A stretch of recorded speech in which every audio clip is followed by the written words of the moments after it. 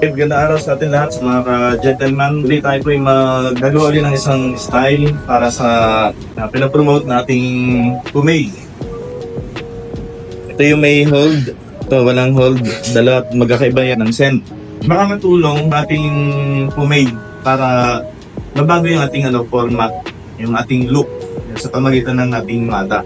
Yung ating gagawin sa kanya, as isa yung kanyang buhok, ito natin siya ita-transform pamagitan ng ating pomade. May mga paraan na gagamitin lang tayo, styling kasama ang pomade natin. So, gagawin nito ng kanyang buhok, nakita nyo, orientation ng kanyang buhok, okay naman, tama naman dun sa kanyang puyo. Ang orientation mula dito sa gitna, papunta dun sa kanan. Yan, tama yung buhok niya dun sa style. Yan. Ang kailangan lang na nito, pagka sinuklay natin at gusto natin parang maging fresh yung ating forma. Dalawa pwede natin gawin dito.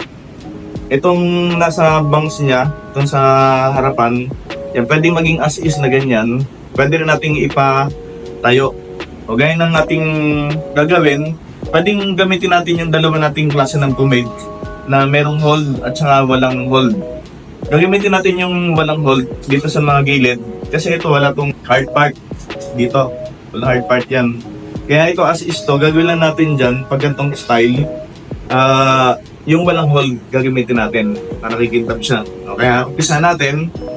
Yung process pa rin na ating gagawin dito sa pomade na walang hold. Palagay lang yan sa pamagitan ng ating hilalaki. Uli. Kuha lang tayo. Yan. Ito yung dami. Tapos lalagyan lang natin sa palad. Yan, saka natin para mag-melt siya. Yan, saka natin lalagay. Kasi yung pomade natin, pang style siya tsaka pang shine. Nakita natin yung buhok niya, yan, kumikintab na. Ito madali naman itong matanggal, yung walang hold. Yung madalas naman talagang mahirap tanggalin pag may hold. Tapos itong sa harapan, ganoon din, lagyan din natin sa bandang bangs niya. Yan, ito lang gagamitin natin, palad lang. Yan, toppings lang, tapos ulitin natin. Pagsuklay, gagamitin tayo ng malit na ngipin para maging pino. Yan, kita natin yung yung kintab. Kaya ang pomade natin, pampa-shiny. Magiging parang wet look, tapos kumikintab, pati ikaw mag-shine ka na rin.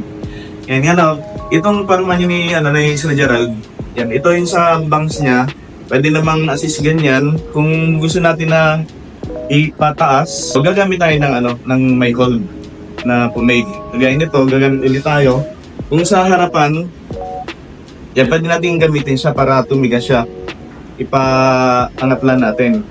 Ngayon, pagka na meron namang hard part o dito sa magsa-sectioning tayo, doon mo siya pwedeng ilagay para yung guhit sa gilid huwag ding magulo.